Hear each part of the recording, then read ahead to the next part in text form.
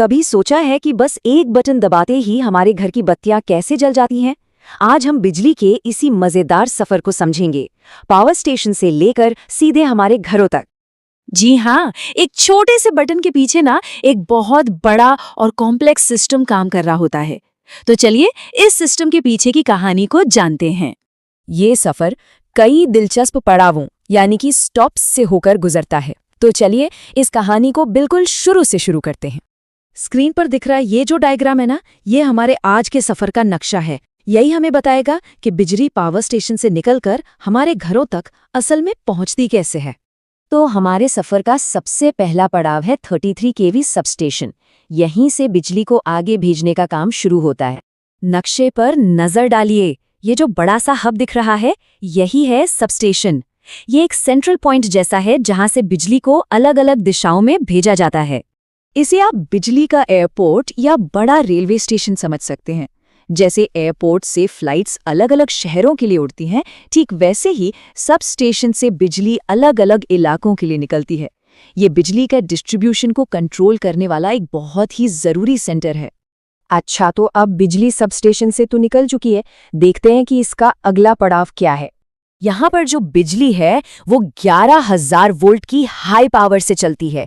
केवी का मतलब होता है किलो वोल्ट, यानी 1000 वोल्ट। सोचिए, ये इतनी ज्यादा पावर है कि इसे सीधे घरों में तो बिल्कुल इस्तेमाल नहीं किया जा सकता, बल्कि दक्षिण हरियाणा बिजली वितरण निगम यानी DHBVN के सेफ्टी मैनुअल के हिसाब से भी 11,000 वोल्ट को हाई वोल्टेज माना जाता है। मतलब ये इतनी पावरफुल होती है कि इसे सीधे घरों में भेजना सेफ नहीं है। तो ये जो हाई प्रेशर बिजली है, ये 11 केवी लाइंस नाम की स्पेशल केबल से ट्रैवल करती है।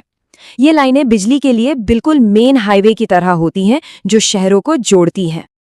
और अब हम पहुंच गए हैं उस पड़ाव पर जो इस हाई वोल्टेज बिजली को हमारे घरों के लिए सेफ और इस्तेमाल के लायक बनाता है। ट्रांसफॉर्मर्स एक स्टेप डाउन डिवाइस की तरह काम करता है। मतलब ये 11,000 वोल्ट की हाई वोल्टेज बिजली को कम वोल्टेज में बदल देता है। और ये हमारी सेफ्टी के लिए बहुत बहुत ज़रूरी है, क्योंकि इसी की वजह से हमारे घरों में आने वाली बिजली सेफ होती है। तो चलिए अब हम इस सफ़र के आखिरी हिस्से में हैं, वो हिस्सा जहां बिजली हमारे मोहल्ले और फिर हमारे घरों में दाखिल होती है। ज़रा वापस नक्शे पर देखिए, ये जो सबस्टेशन से पतली पतली लाइनें निकल रही हैं, इन्हें ही फीडर लाइन्स कहते हैं। ये बिजली को सीधे हमारे मोहल्ले तक लाती हैं। तो अगर 11 केवी लाइनें बिजली का हाईवे थीं, तो ये फीडर लाइनें हमारे मोहल्ले की सड़कें हैं। ये बिजली को सीधे हमारे घरों, स्कूलों और अस्पतालों तक पहुंचाती हैं। यही इस रोमांचक सफर का आखिरी पड़ाव है। तो अब हम ये तो जान गए हैं कि बिजली हमारे घरों तक पहुंचती कैसे है, लेकिन ये पूरा सिस्टम इतना ज़रूरी क्यों है? भाई, इसलिए ज़रूरी है ताकि हमारे घरों में बिजली की सप्लाई बिना रुके चलती रहे। पर यहाँ एक बड़ा सवाल है, क्या होता है अगर इन सड़कों में से कोई एक ब्लॉक हो जाए? मतलब मान लीजिए किसी फीडर लाइन में कोई खराबी आ जाए, तो क्या पूरे इलाके की बत्ती गुल हो जाएगी? और बस यहीं पर टेक्नोलॉजी हमारी मदद करती है। देखिए, जो सिंगल फीडर सिस्टम होता है, उसमें एक लाइन खराब होने पर पूरे इलाके की बिजली चली जाती है। लेकिन डुअल फीडर सिस्टम में एक बैकअप लाइन भी होती है।